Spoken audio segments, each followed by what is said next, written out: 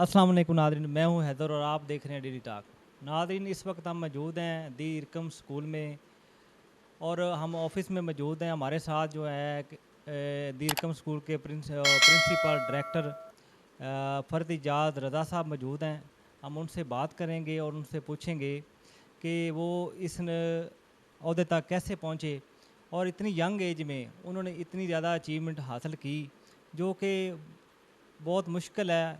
और इस कंपटीशन के दौर में यकीनन हर इदारा अपने आप को प्रमोट कर रहा है और बहुत बड़े इन्वेस्टर हजरात जो कि इस फील्ड में हैं, लेकिन उन्होंने मिडिल क्लास फैमिली के बावजूद एक अलग से एक नई ब्रांच जो कि चौक गुजरा में पहले मौजूद नहीं थी, उसको लेके आए।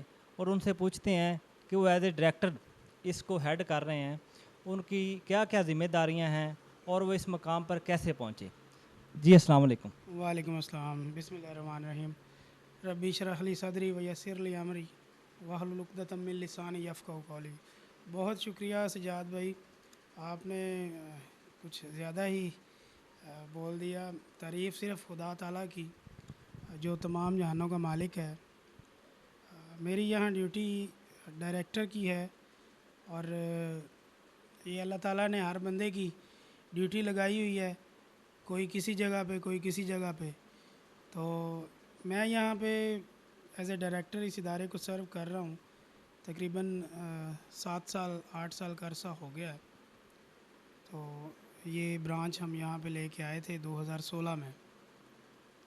तो अल्हम्दुलिल्लाह आज ये ब्रांच अपने अरूज पर है और अपने अरूज की मनाज़िल तय कर रही है।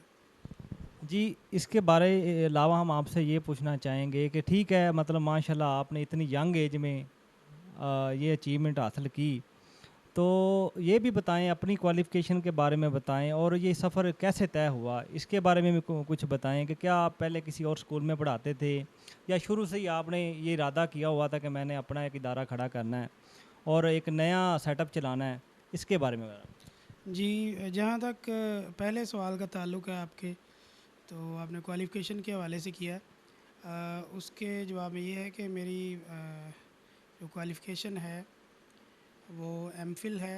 मैं एमफ़िल कर रहा हूँ, इस टाइम कंटिन्यू है।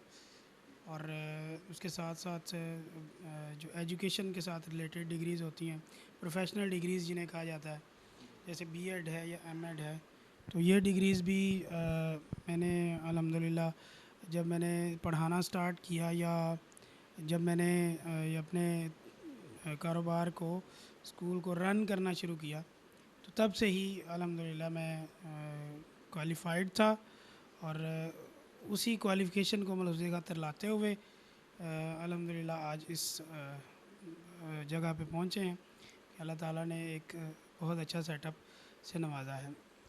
अच्छा। जो दूसरा सवाल है आपका, उसमें ये है कि जब तक इंसान मेहनत करता रहे अल्लाह ताला भी फल देते हैं। और ये मेहनत जो है वो इंतहाई ज़रूरी है, हर इंसान को करनी चाहिए। जी। अच्छा, इसके अलावा आप, मेरा क्वेश्चन करने का मकसद आपसे ये था कि काफ़ी ज़्यादा आजकल जो हो नज़र आता है हर गली मोहल्ले में स्कूल खोल लिए हैं लोगों ने।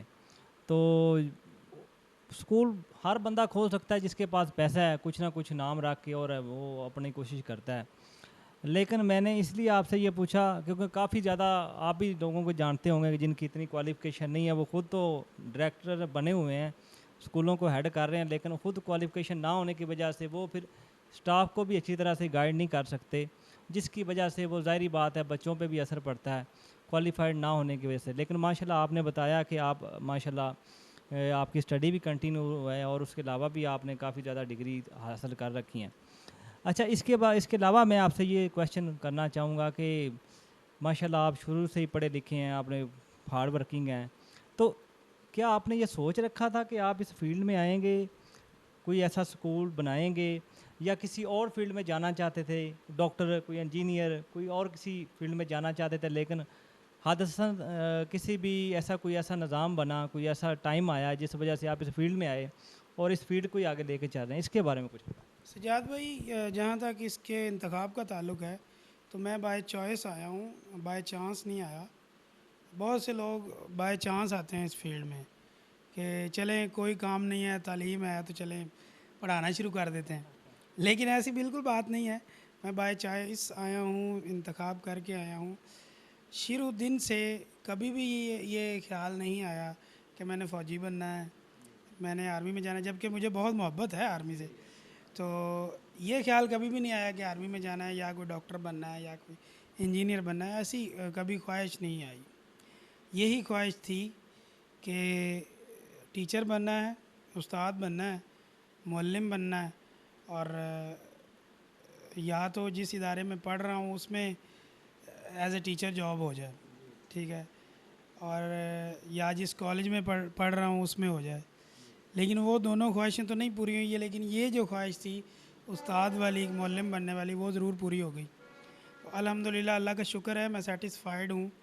वासिफ़ अली वासिफ़ साहब फरमाते हैं कि आजकल दुनिया में ना परेशानी की सबसे बड़ी वजह ये है कि जो बंदा जिस जगह पे है वो मुतमिन नहीं है वहाँ पे। लेकिन मैं अल्हम्दुलिल्लाह मुतमिन भी हूँ और अपनी भरपूर लाइफ एंजॉय भी कर रहा हूँ।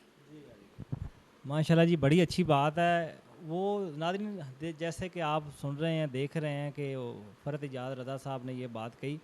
ये बहुत अच्छी बात होती है कि आप जिस फ़ील्ड में जिसको आप लाइक करते हो उसी फ़ील्ड में अल्लाह ताला आपको ले जाए, तो ये अल्लाह ताला की तरफ से एक आपके लिए बहुत बड़ा गिफ्ट होता है। अच्छा सर, इसके अलावा आपसे ये पूछना चाहेंगे कि आपने दी इरकम स्कूल की ब्रांच यहाँ पे लेके आए हैं, तो बाकी भी और ज़्यादा काफ़ी ज़्यादा इधर स्कूल हैं, बड़े बड़े नाम हैं।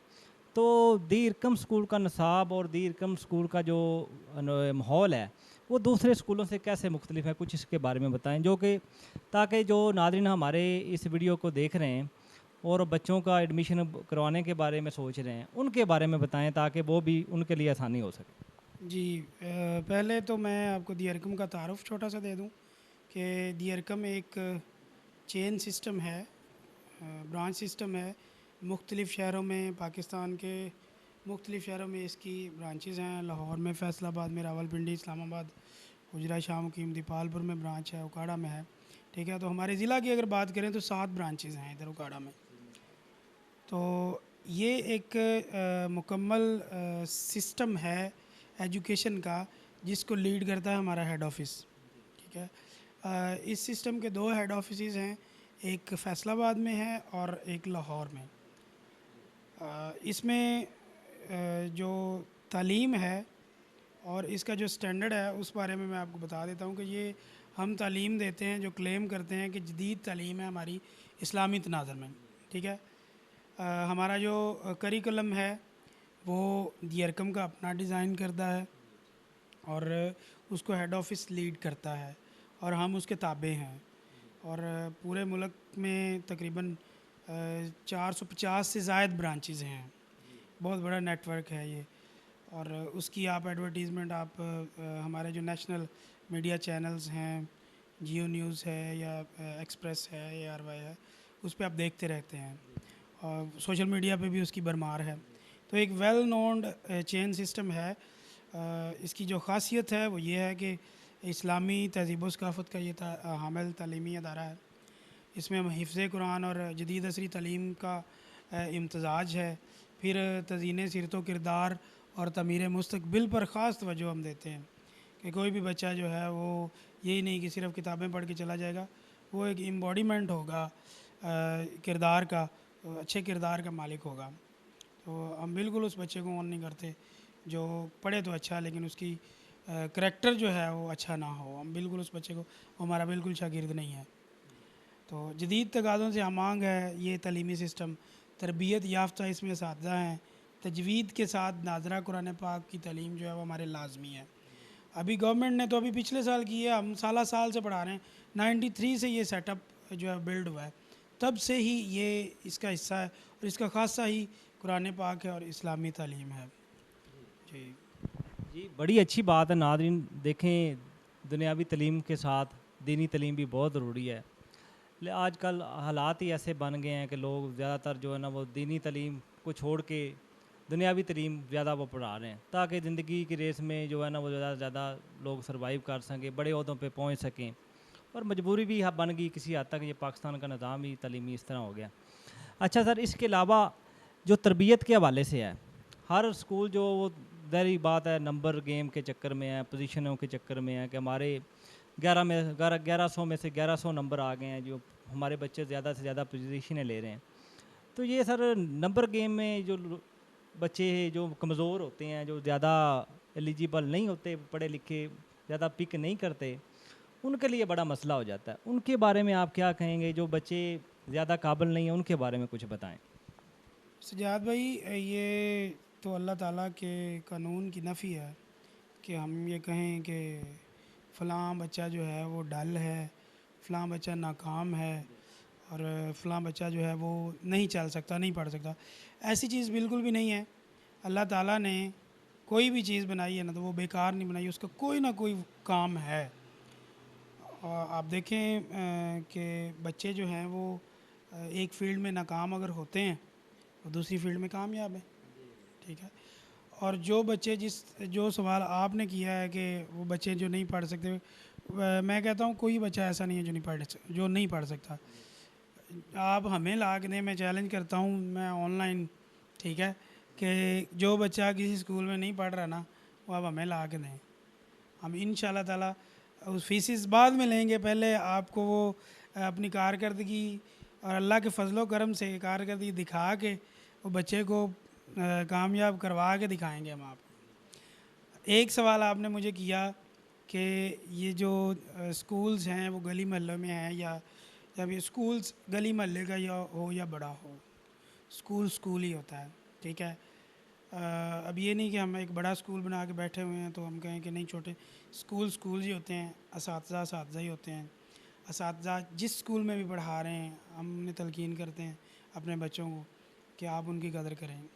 किसी भी स्कूल का, चाहे वो गवर्नमेंट स्कूल का टीचर है, चाहे वो प्राइवेट स्कूल का टीचर है, चाहे वो कॉलेज का टीचर है, चाहे वो अकेडमी का टीचर है, टीचर्स और टीचर्स, टीचर की रिस्पेक्ट पे कोई कंप्रोमाइज़ नहीं है। तमाम असातिज़ा बराबर हैं, जैसे वो हमारी कदर करते हैं वैसे वो दूसरों की कदर करें। तीसरे नंबर पे जो आपने बात की थी कि जो स्कूल ओनर्स हैं उनकी तालीम के बारे में, उस ज़िम्मन में मैं ये कहूँगा कि अगर कोई भी स्कूल ओनर जिसकी तालीम जो है वो मास्टर्स से कम है, ठीक है, या मिनिमम उसे ग्रेजुएट तो ज़रूर होना चाहिए, उसे बैचलर ऑफ एजुकेशन तो ज़रूर किया होना चाहिए, ताकि एजुकेशन की जितने भी लवाजमात हैं वो उसको पता हों। ठीक है। यानी जो एजुकेशन की प्रोफेशनल डिग्री है वो है बीएड, जिसे हम कहते हैं बैचलर ऑफ एजुकेशन। वो एक समझे सर्टिफिकेट है किसी भी बंदे के पास पढ़ाने का। अगर वो, ये गवर्नमेंट की तरफ से डिग्री है, ठीक है, मैंने नहीं बनाई। अगर वो किसी के पास नहीं है तो मेरे तो ख्याल में अगर वो फिर भी टीच कर रहा है तो उसको फिर अपने गिरेबान में झांकना चाहिए और पहले अपनी डिग्री लेके आनी चाहिए, फिर इस फील्ड में आना चाहिए, ताकि उस बंदे को पता हो कि उस्ताद का क्या म्यार है, रुतबा क्या है, और उसने स्टूडेंट का क्या रुतबा है और स्टूडेंट्स के पेरेंट्स का क्या रुतबा है। तब जाके उसे पता चलेगा पढ़ाना कैसे, मारना कैसे बच्चों को या नहीं मारना। ठीक है। इस बारे में मुकम्मल आगाही उस कोर्स में मौजूद है, ठीक है, जो 1 साल पे मबनी है।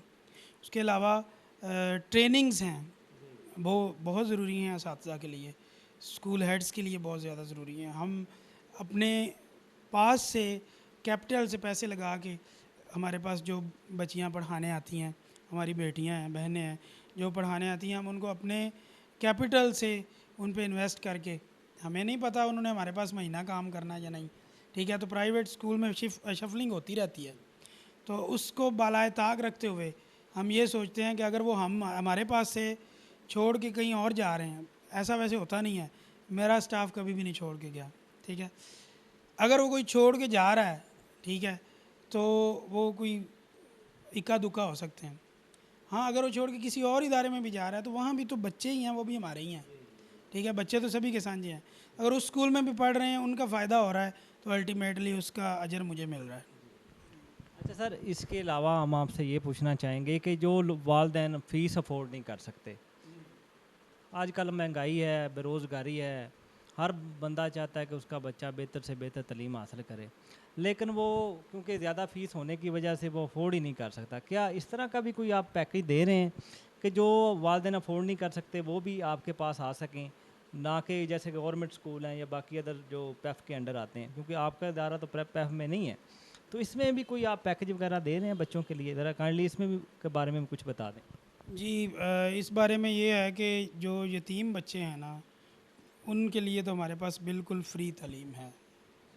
ठीक है। ये सर किस क्लास से किस क्लास तक? ये प्ले ग्रुप से लेकर मैट्रिक तक, हमारा इदारा प्ले ग्रुप से लेकर मैट्रिक तक है। अल्हम्दुलिल्लाह अब हम तीसरा रिज़ल्ट जो है वो अनाउंस करने जा रहे हैं।